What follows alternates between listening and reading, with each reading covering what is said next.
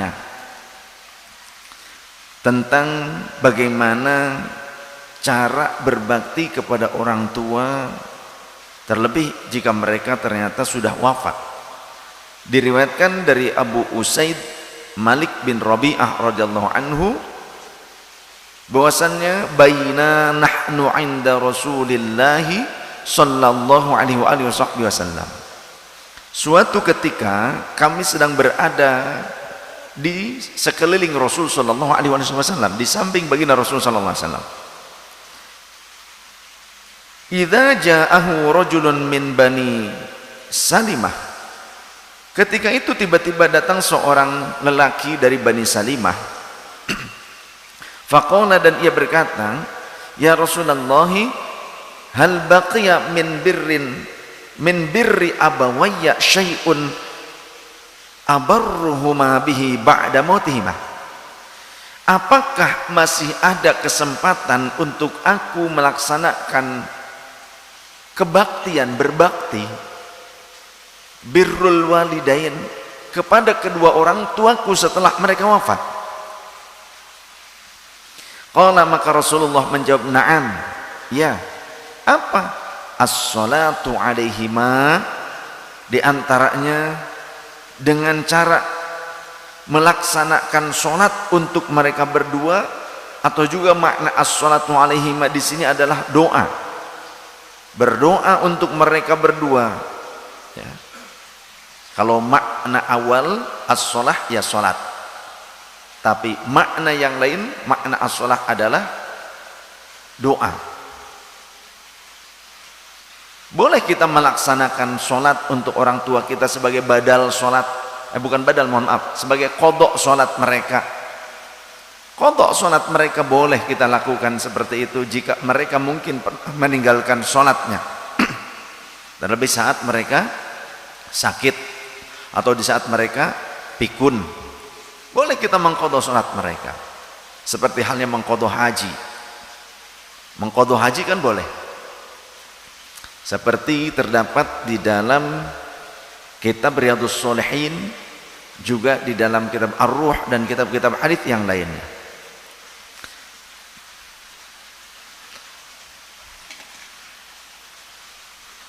Wal istighfaru lahuma, dan memintakan ampunan untuk mereka, kedua orang tua kita.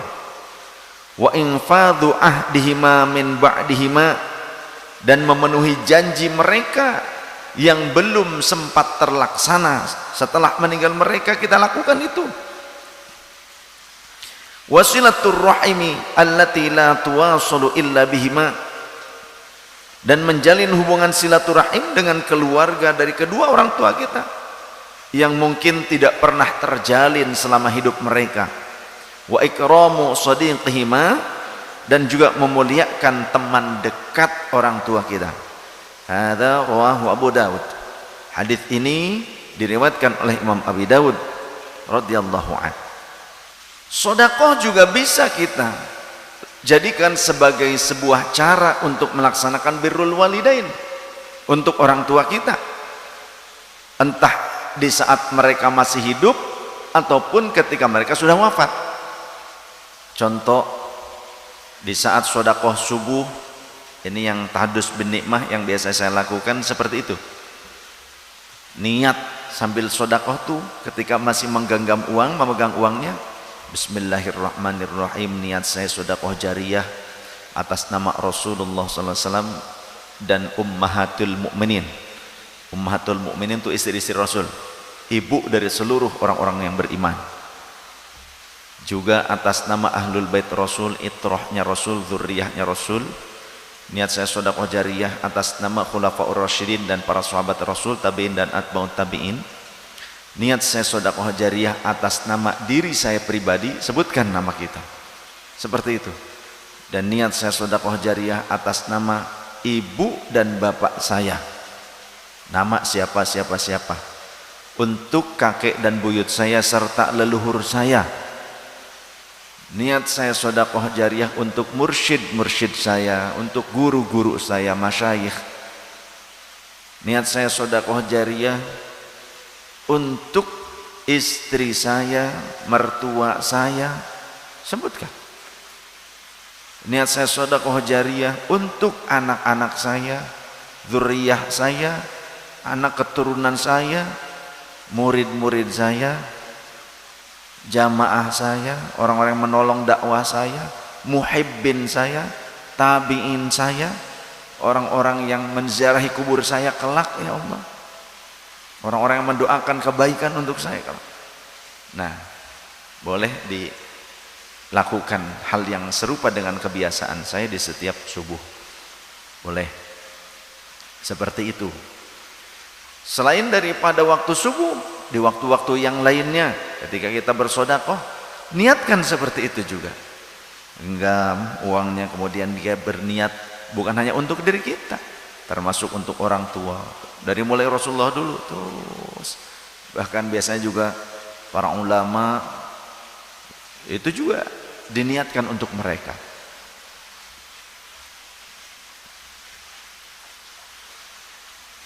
Seperti yang biasa dilakukan oleh teman-teman kita, sahabat-sahabat dari Laskar Sholawat, seperti itu. Sedekah bisa dengan uang, selain dengan uang mereka lakukan hal yang serupa dengan saya. Mereka juga sedekah dengan sholawat, dengan bacaan Al-Quran. Jadi setiap kali beres membaca Al-Quran, maka akan dihadiahkan kepada Rasulullah SAW, keluarganya, umat muslimin, terus seperti tadi, kepada para guru, kepada orang tua, ya, kepada saudara-saudari kita, kemudian kaum muslimin muslimat. Apakah sampai bacaan Al-Quran tersebut untuk orang yang telah wafat? Sebagaimana di dalam kitab Ar-Ruh, di dalam kitab Ar-Ruh terdapat riwayat. Jadi kitab Ar-Ruh ini karya ulama yang sangat dibanggakan oleh orang-orang Wahabi, yakni karya Syekh Ibnul Qayyim Al-Jauziyah, murid Ibnu Taimiyah. Di dalam kitab ini terdapat riwayat. Wa dzakarahu Al-Khallal Anisy-Sya'bi. Imam Al-Khallal meriwayatkan dari Imam Asy-Sya'bi, adalah kelompok tabi'in, ulama dari kelompok tabi'in. Qala, beliau berkata, kanatil ansaru idza mata lahumul mayyitu ikhtalafu ila qabrihi yaqra'una indahul qur'ana. Adalah kebiasaan para sahabat Ansor, jika ada yang meninggal di antara mereka, maka mereka akan bergantian datang ke kubur sahabat Ansor yang meninggal tersebut untuk bergantian membacakan Al-Quran di samping kuburnya. Ini orang lain, apalagi jika dilakukan oleh anak kandung. Maka beruntunglah bagi kita yang mendidik anak-anak kita menjadi anak-anak yang berakidah Ahlus Sunnah wal Jamaah dan soleh solehah, sehingga kelak sepeninggal kita punya harapan akan ada syafaat yang mengalir kepada kita, terutama dari anak-anak kita, keluarga kita, dan bukan hanya anak-anak kita yang selayaknya kita didik dengan akidah tersebut. Kita juga harus mendidik keluarga kita. Karena itu tanggung jawab kita, kata Allah, qu anfusakum wa ahlikum naro. Hindarkanlah diri kalian, selamatkan diri kalian dan keluarga kalian dari api neraka. Di ayat tersebut wa ahlikum, lafadz ahlikum tidak hanya terbatas keluarga inti, tapi setiap orang yang memiliki kekerabatan dengan kita, kita punya tanggung jawab. Dengan cara apa? Setidaknya kita mengajak mereka pada kebaikan dan melarang mereka atau berupaya mencegah mereka daripada berbuat kemaksiatan. Maksiat yang paling berbahaya adalah kesesatan dalam akidah. Jika seseorang maksiatnya merupakan maksiat pribadi, maboklah, apa lain sebagainya, itu mungkin bahayanya untuk pribadinya saja. Tapi kalau maksiat akidah, kesesatan dalam akidah, dia merasa benar, kemudian diajarkan kepada orang lain, dia menyesatkan keluarga kita yang lain, menyesatkan kerabat, menyesatkan orang mukmin yang lainnya atas nama agama, atau dia merasa paling Qur'ani sunnati, ternyata justru sesat. Itu lebih berbahaya. Oleh karenanya, jika kita punya anak kita bisa bermanfaat untuk kita dengan cara bekerja. Mungkin manfaatnya hanya urusan dunia belaka dan manfaatnya sedikit. Jika anak kita menjadi orang kaya, mungkin anak kita bisa bermanfaat bagi kita dengan kekayaannya. atau setidaknya dia bisa bersedekah atas nama kita. Tapi jika kita punya anak yang ahli ilmu dan ahli amal soleh, anak itu akan beramal untuk kita dan dia akan mengajak orang lain juga untuk beramal dengan ilmu. Semakin banyak orang lain yang mengikuti ajarannya dan ajakannya, semakin banyak pahala yang ia dapatkan, termasuk orang tuanya juga. Jangan dikira kalau punya anak ulama bukan berarti ulama itu tidak boleh menjadi pengusaha, bukan berarti anak kita tidak boleh menjadi pengusaha, bukan berarti anak kita tidak boleh bekerja di pabrik, bukan berarti anak kita tidak boleh menjadi pekerja, pejabat, orang kaya, bukan berarti begitu. Tapi andaikan anak kita menjadi pengusaha tapi dia senang ngaji, punya ilmu, dia akan beramal dengan benar dan baik. Andaikan anak-anak kita menjadi pejabat tapi senang ngaji, istiqomah ngajinya, dia akan menjadi pejabat yang manfaatnya lebih luas, dan dia akan menjadi orang yang bertakwa dan membawa masyarakat itu menjadi orang-orang yang tamadun, masyarakat yang tamadun. Jadi kalau kita punya anak yang memiliki ilmu dan ahli mengamalkannya, manfaatnya bukan hanya untuk kita sendiri tapi untuk orang banyak. Apakah kita tidak akan mendapatkan reward, keuntungan dari itu? Justru sebaliknya, manfaatnya bagi kita orang tuanya lebih besar dibandingkan si anak itu hanya memberikan harta untuk kita, memberikan manfaat untuk kita saja. Dari mana dasarnya? Hadis Rasul sallallahu alaihi wasallam. Rasul menyatakan, man qara'al qur'ana wa amila bima fihi, siapa yang membaca Al-Qur'an dan mengamalkan isi kandungannya, maka ulbisa walidahu tajan min nurin, maka kelak pada hari kiamat orang tuanya akan dipakaikan mahkota dari cahaya. Ini yang bacanya siapa? Si anak, bukan orang tuanya. Si anak baca Quran dan mengamalkannya. Bagaimana mungkin bisa mengamalkan substansinya kalau tidak mempelajarinya? Betul tidak? Kalau kita hanya membacanya saja tidak masuk kategori ini. Tapi di sini man qara'al qur'ana wa amila bima fihi, siapa yang membaca Al-Quran dan mengamalkan isi kandungannya, substansinya, maka orang tuanya si anak yang mengamalkan ini itu akan dipakaikan mahkota pada hari kiamat berupa cahaya. Artinya si anak yang membaca dan mengamalkan isi kandungan Al-Quran memberikan syafaat untuk orang tuanya. Nah sekarang kalau si anak bukan hanya untuk dirinya, dia ajarkan kepada orang lain, sehingga orang lain banyak yang memberikan syafaat, banyak yang bermanfaat besar untuk orang tuanya, untuk orang lain. Apakah orang tua kita akan segitu-gitu saja mendapatkan manfaatnya, rewardnya? Tentu lebih daripada apa yang kita jalankan. Kenapa? Karena Rasul menyatakan man da'a ila hudan au man da'a ila khairin, siapa yang menunjukkan, mengajak kepada hidayah, petunjuk, kepada kebaikan, falahu ajrul mithlu fa'ilih, maka dia akan mendapatkan pahala sebanyak orang yang mengikutinya tanpa dikurangi sedikit pun dari pahala mereka.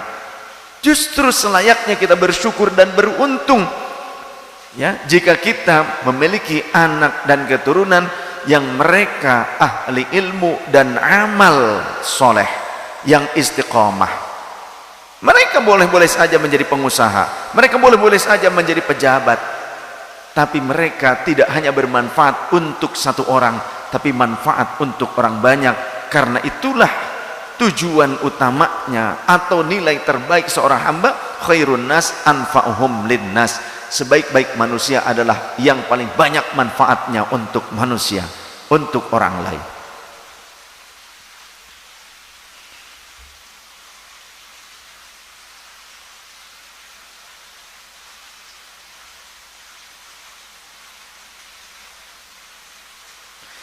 Wa qala Al-Hasan bin As-Sabah Az-Za'farani, Imam Hasan bin As-Sabah Az-Za'farani, beliau berkata, sa'altu Syafi'iyah, aku bertanya kepada guruku yakni Imam Asy-Syafi'i, kata juru tulisnya, anil qiraati indal qabri, tentang pembacaan Al-Quran di samping kubur?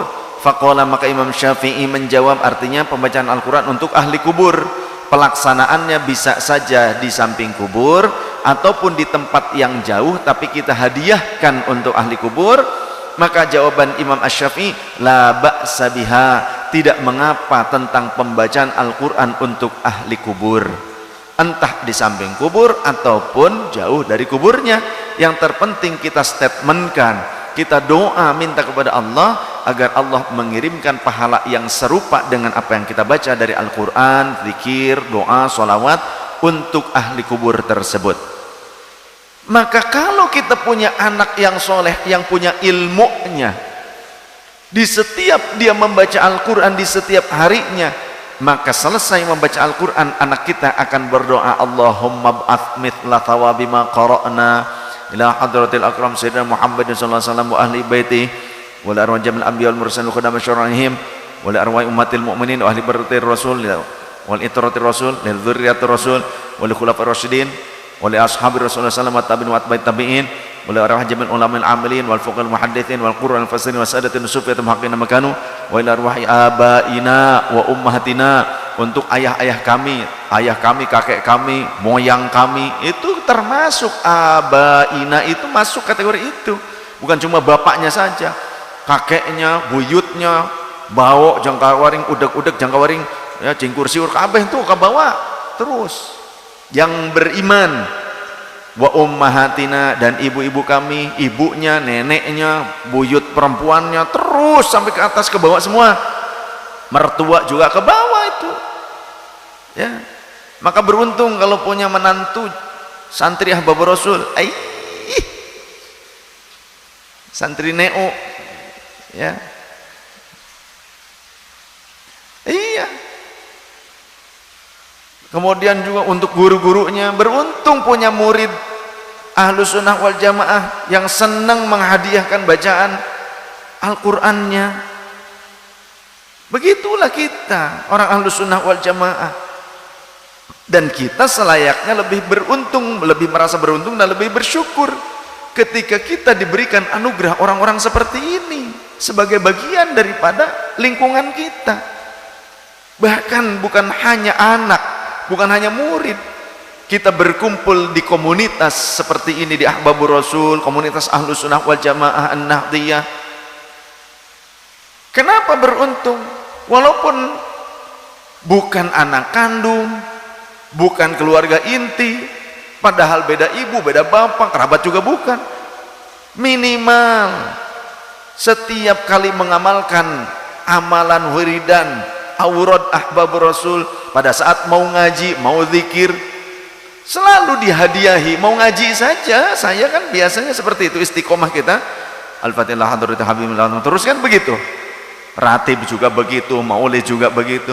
Kita hadiahi semuanya, bahkan semua jamaah, murid-murid ahbabur Rasul, muhibbin yang tidak bisa hadir langsung, yang ada di mana, di Kalimantan, di Meranti, di Riau, di Bandung, semua di luar negeri, semua kebagian, muhibbin lahumul Fatihah, kita bacakan Fatihah. Setiap kali ziarah kubur, semua juga dihadiahi. Setiap doanya dikirimkan bukan hanya kepada Rasul, tapi kepada kita sekalian dan kepada orang tua kita sekalian yang bahkan mungkin tidak ada hubungan kekerabatan. Masa kita tidak beruntung duduk di majelis Ahlus Sunnah wal Jamaah seperti ini, di majelis ahbab Rasul? Kita ziarah kemana, orang tua kita ke bawah dalam doa, dihadiahin bacaan dalam tahlilan, dalam ziarah kubur, bacaan yasinnya lah, zikirnya, istighfar apa, semua juga dikirimkan untuk orang tua kita. Maka sangat picik sekali jika kita menjadi orang yang hanya berharap harta, yang hanya berharap kenikmatan duniawi semata, padahal ada hal yang lebih beruntung bagi kita. Picik sekali kalau kita cuma menginginkan anak kita jadi pejabat, jadi pengusaha, jadi orang kaya gitu doang, jadi orang terkenal gitu doang. Kemudian kita bisa pajang anak kita tuh kan, kalau lebaran pajang anak kita, atau kita punya acara pajang anak kita, nih anak gue terkenal gitu. Terlalu picik, ini anak gue orang kaya, ini anak gue pejabat gitu. terlalu piciknya seperti itu. Ya, terlalu remeh-temeh. Selayaknya kita justru lebih berbangga jika anak kita soleh, solehah, anak kita ahlul ilmi wat taqwa wal amal bil ilmi, amal soleh. Kita walaupun anak kita jadi pengusaha yang soleh, soleha, jadi pejabat yang soleh, soleha, bukan jabatannya yang jadi tujuan, bukan popularitasnya yang jadi tujuan, bukan kekayaannya yang jadi tujuan yang kita banggakan, bukan itu. Tapi yang kita banggakan di saat anak kita, keluarga kita, kerabat kita, saudara-saudari kita bisa memberikan syafaat kepada kita di dunia wal akhirah. Gitu dong. Kalau sekarang kita punya anak jadi pejabat, jadi populer, kemudian atau jadi orang kaya, jadi pengusaha, kita bangga, oke lah kita bangga. Tapi kira-kira malah jadi bahaya untuk kita, malah jadi beban hisab untuk kita ketika anak kita kaya, dengan kekayaannya dia melakukan keburukan, kemaksiatan, kezaliman, lantas nanti di akhirat ditanya, kamu kenapa demikian? Karena orang tuaku tidak mendidikku, tidak mengajarkanku bagaimana caranya amanah dengan harta kekayaan, bagaimana caranya menjadi orang kaya yang soleh. Ayo orang tua ke bawah. Ketika kita bangga dengan anak kita jadi pejabat doang, nggak dididik jadi orang yang soleh solehah, pada saat dia menjadi seorang pejabat, ternyata berbuat semena-mena, pejabat yang zalim, nanti di akhirat si anak itu dihisab, ditanya kenapa kamu menjabat jabatan ini tapi kamu berbuat seenaknya, korupsi dan sebagainya. Jawabannya, karena orang tua saya tidak mengajarkan kepada saya tentang yang benar seperti apa. Karena orang tua saya cuma maunya anaknya punya banyak duit, ngajak jalan-jalan, ngajak healing-healing, atau keren-kerenan, beli ini kendaraan itu ini lain sebagainya, plesir-plesir ke Eropa gitu. Orang tua ke bawah, itulah istilahnya hana caraka data sawala, anak cilaka. Bapak jeung indung ke bawah-bawah.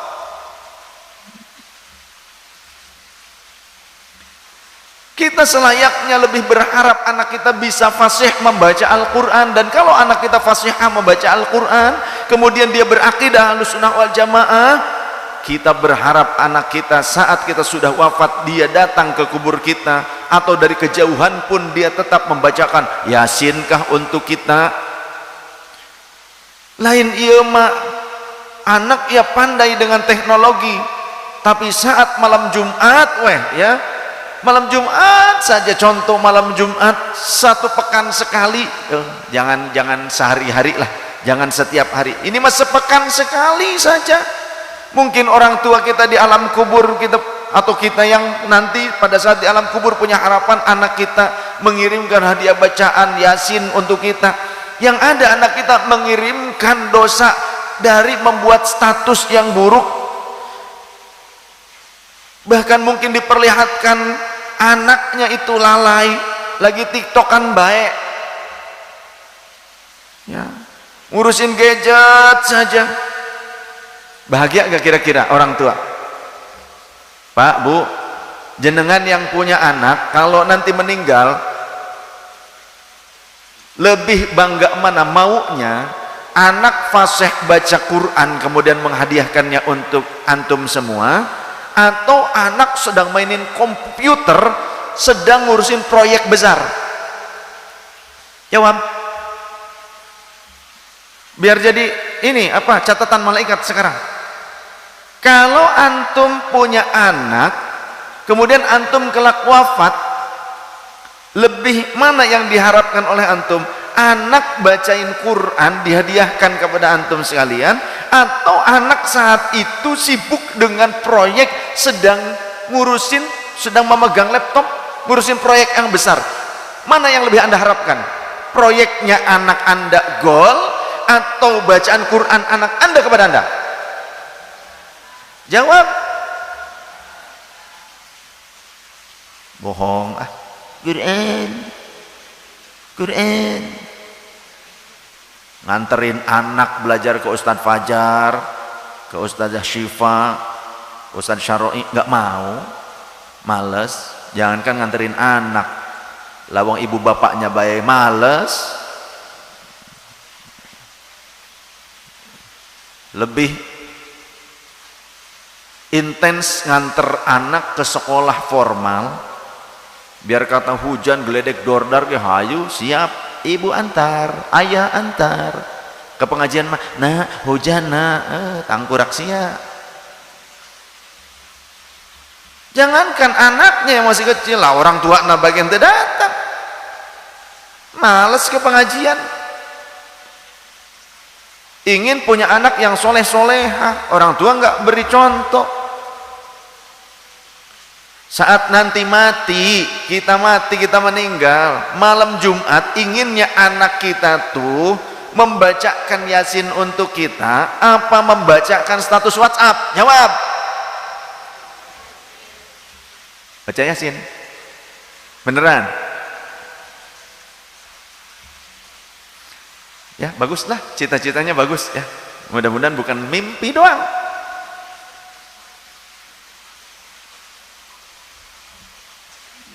Jadi ada harapan yang ternyata harapan kosong,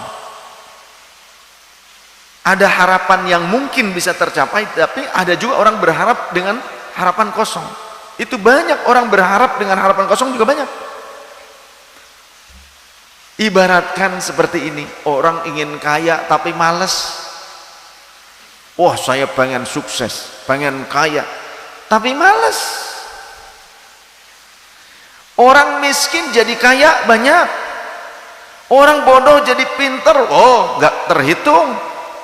Tapi orang malas jadi sukses, gak ada tuh di kamusnya, coretannya gak ada, bro.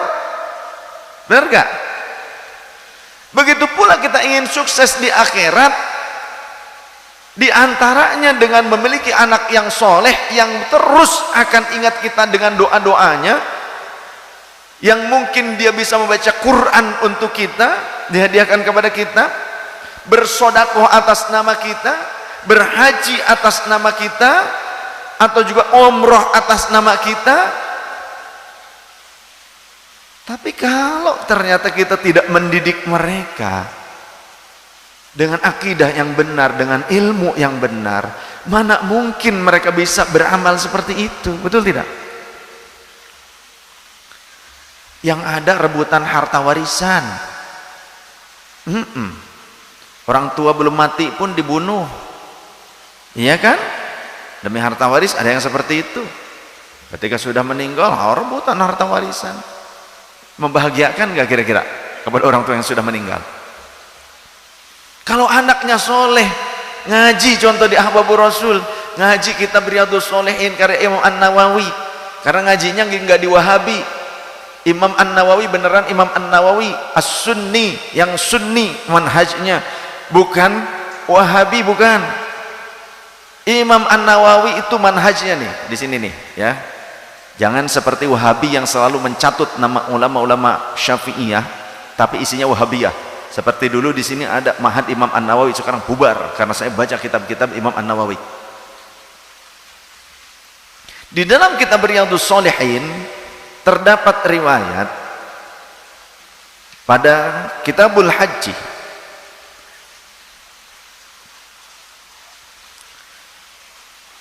An Ibnu Abbas radhiyallahu anhuma anna imra'atan qalat, sesungguhnya seorang wanita berkata, ya Rasulullah, inna faridatallahi ala ibadihi fil haji, di antara sesungguhnya Allah telah mewajibkan kepada hambanya tentang haji. Adraktu abi syaikhan kabiran, tapi saat ini sudah dalam kondisi, ayahku itu sudah dalam kondisi tua renta. Yang aku dapati saat ini ayahku sudah dalam kondisi yang tua renta ya Rasul. La yathbutu 'ala ar-rahilati, yang ia mungkin tidak kuat lagi menunggang kendaraan, melakukan perjalanan untuk melaksanakan haji. Jangankan pelaksana hajinya, di atas kendaraannya saja dia mungkin tidak akan mampu, tidak akan kuat dalam perjalanan tersebut. Contoh, mungkin ada yang punya penyakit ya, yang sudah sepuh, penyakit lumpuh kah, atau juga penyakit jantung yang mengakibatkan mungkin jalan kaki 100 meter aja ngos-ngosan, lelah, capek, dan seperti mau pingsan. Ada kan yang seperti itu? Kalau kira-kira dipaksakan gimana? Di sini wanita tersebut bertanya, apa ahujju anhu? Bolehkah aku berhaji dari ayahku yang sudah sepuh banget, yang tidak memungkinkan lagi untuk melaksanakan pelaksanaan haji, karena pelaksanaan haji itu fisik. Pelaksanaan haji itu fisik, jangankan yang penyakit jantung, jalan kaki 100 meter bolak-balik udah ngos-ngosan, udah kayak mau pingsan. Yang muda-muda aja lemah, lelah, capek, berat ya. Wanita ini paham, nggak mungkin kata wanita itu, ya Rasulullah, apa saya harus paksain aja ayah saya bawa? Itu namanya ngebunuh orang tua, bro.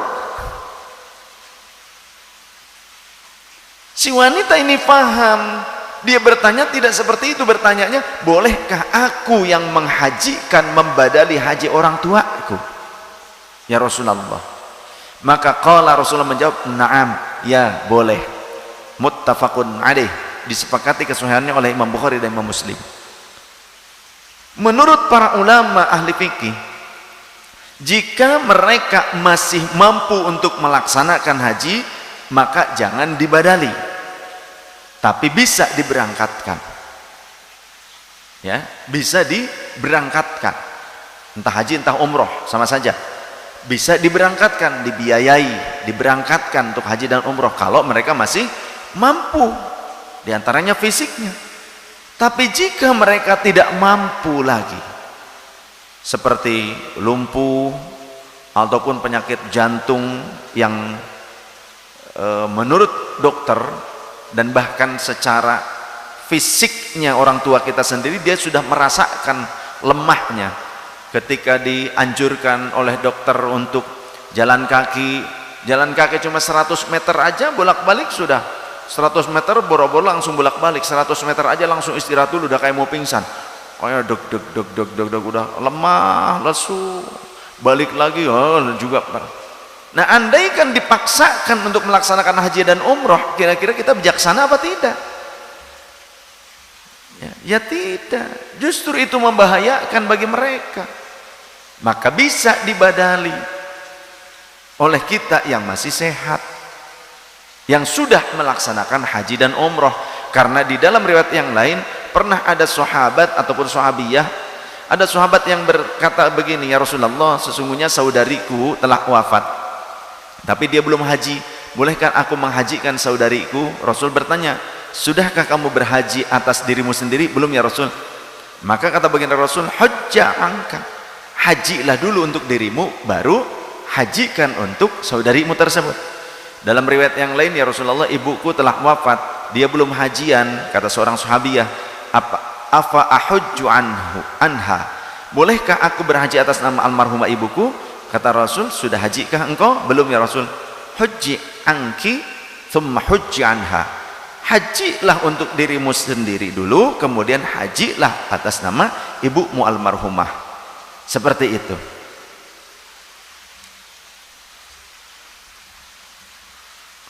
Dalam riwayat yang lain, wa an Laqit bin Amir radhiyallahu anhu annahu atan nabiyya sallallahu alaihi wasallam, sesungguhnya ia datang kepada baginda Nabi sallallahu alaihi wasallam, faqala, lantas berkata, inna abi, kata Laqit bin Amir radhiyallahu anhu, inna abi syaikhun kabirun, sesungguhnya ayahku sudah sangat tua sekali ya Rasulullah, la yastati'ul hajja walal umrata walal dha'na, ya tak mampu melaksanakan haji, tak mampu umrah, tak mampu melaksanakan kegiatan-kegiatan berat, ya perjalanan-perjalanan jauh tak mampu.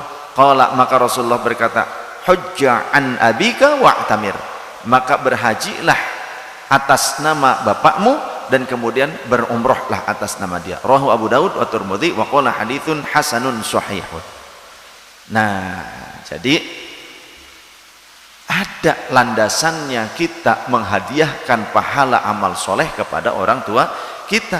Dan inilah keuntungan bagi kita yang memiliki anak yang soleh dan solehah, yang bermanhaj ahlus sunnah wal jamaah, karena dia akan beramal soleh atas nama kita dan menghadiahkannya kepada kita.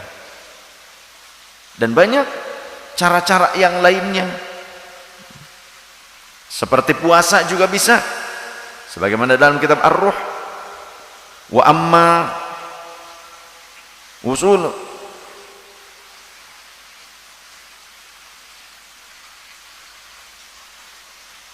dan adapun sampainya di sini tentang wusulu thawabis shaumi, sampainya pahala puasa, fafis sahihaini, maka sudah terdapat di dalam kitab Sahih Bukhari dan Sahih Muslim, an Aisyah radhiyallahu anha, diriwayatkan dari Sayyidah Aisyah radhiyallahu anha, anna Rasulullah sallallahu alaihi wasallam qala, sungguhnya baginda Rasul bersabda, man mata wa alaihi siyamun shoma anhu waliyuhu, siapa yang meninggal dan dia memiliki tanggungan puasa wajib yang harus diqadha, maka berpuasalah walinya, keluarganya, ahli warisnya, dari atau atas nama membadali, mengqadha atas nama orang yang wafat tersebut. Ini hadis Rasulullah SAW.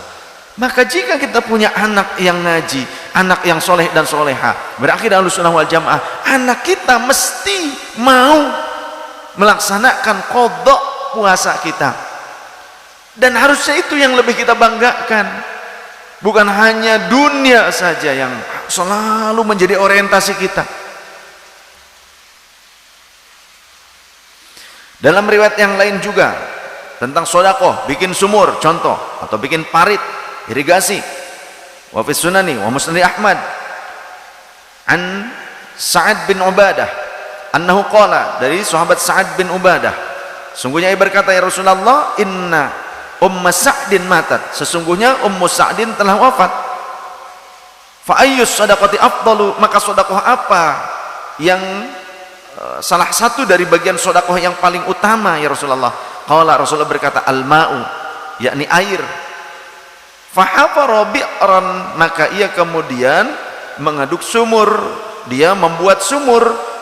Wa qala, dan berkata, hadhihi li Ummi Sa'din, pahala dari pembuatan sumur ini aku peruntukkan untuk Ummu Sa'ad, ibunya Sa'ad, ya ibunya sendiri. Jadi beruntung kalau punya anak, punya harta, tapi dia itu ngerti ilmu Ahlus Sunnah wal Jamaah, akidahnya Ahlus Sunnah wal Jamaah, nggak salah ngajinya, nggak nggak kosong blong, tapi dia ngerti ilmunya. Dia jadi orang kaya, tetap ingat orang tuanya, dia sedekah atas nama orang tuanya. Jadi kalau kita jadi orang tua, jangan cuma berharap anak kita tuh ngasih uang di dunia saja, menghasilkan untuk kita di dunia saja, tapi kita harus punya harapan lebih jauh lagi, bagaimana si anak ini bisa memberikan bekal untuk kita di akhirat, karena akhirat selama-lamanya. Dalam riwayat yang lain, dalam Sahihul Bukhari, an Abdullah bin Abbas radhiyallahu anhuma, anna Sa'ad bin Ubadah tuwfiyat ummuhu, Sa'ad bin Ubadah ibunya telah wafat, wa huwa ghaibun anha, sedangkan ia tidak bisa menghadiri penguburan ibunya, dia jauh dari ibunya, ibunya wafat tapi dia tidak bisa datang. Fa'atan Nabi sallallahu alaihi wasallam, maka ia datang kepada baginda Nabi sallallahu alaihi wasallam, faqala, lantas berkata, ya Rasulullah, inna ummi tufiyat, sesungguhnya ibuku telah wafat, wa ana ghaibun anha, dan aku tidak sempat menghadirinya, ya, menghadiri penguburannya, atau menghadiri atau menjumpai di masa wafatnya. Fahal yang fauha in tasaddaqtu anha, apakah bermanfaat jika aku bersedekah atas nama almarhumah ibuku? Qala, maka Rasul menjawab, na'am, ya bermanfaat. Fa inni ushiduka annaha iti al-mikhraf sadaqatun anha. Saat ini pula ya Rasul, aku mohon saksikan ya Rasulullah, sebidang kebunku yang masih produktif milikku sendiri, kusedekahkan atas nama almarhumah ibuku. Hadza haditsun sahihun. Masih banyak keterangan-keterangan yang lainnya. Bahkan di dalam keterangan yang lainnya, wada'an Nabi sallallahu alaihi wasallam lil amwati fi'lan wa ta'liman. Rasul sallallahu alaihi wasallam mendoakan orang-orang yang telah meninggal langsung dilakukan oleh beliau sendiri, dan juga beliau mengajarkan kepada orang lain.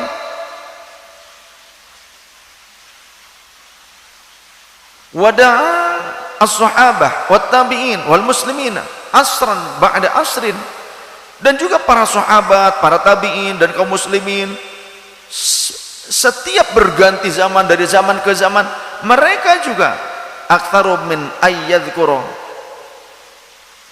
wa ashharu min ayyunkira. Mereka ternyata telah banyak diceritakan, diriwayatkan bagaimana mereka berdoa untuk ahli kubur. Bahkan lebih masyhur dibandingkan harus diingkari. Riwayat yang menjelaskan tentang doa-doa untuk ahli kubur, manfaatnya untuk ahli kubur doa tersebut dari orang yang masih hidup, itu lebih banyak riwayat yang begitu masyhur dibandingkan pengingkaran-pengingkarannya. Wa qad jaa annallaha yarfa'u darajatal 'abdi fil jannati, dan sungguh telah datang keterangan riwayat-riwayat hadis diantaranya sesungguhnya Allah akan mengangkat derajat seorang hamba di surga. Fayaqulu, lantas si hamba tersebut akan merasa bingung dan berkata, anna li hadza, ya Allah, kok aku dapat keagungan seperti ini? Kok aku dinaikkan derajat? Dari mana aku mendapatkan keuntungan seperti ini? Dari mana keagungan ini datang? Sedangkan aku tidak merasa beramal banyak, ya Allah. Fayuqalu, maka dijawab oleh Allah, bidu'ai waladika laka, itu karena sebab doa anakmu untukmu.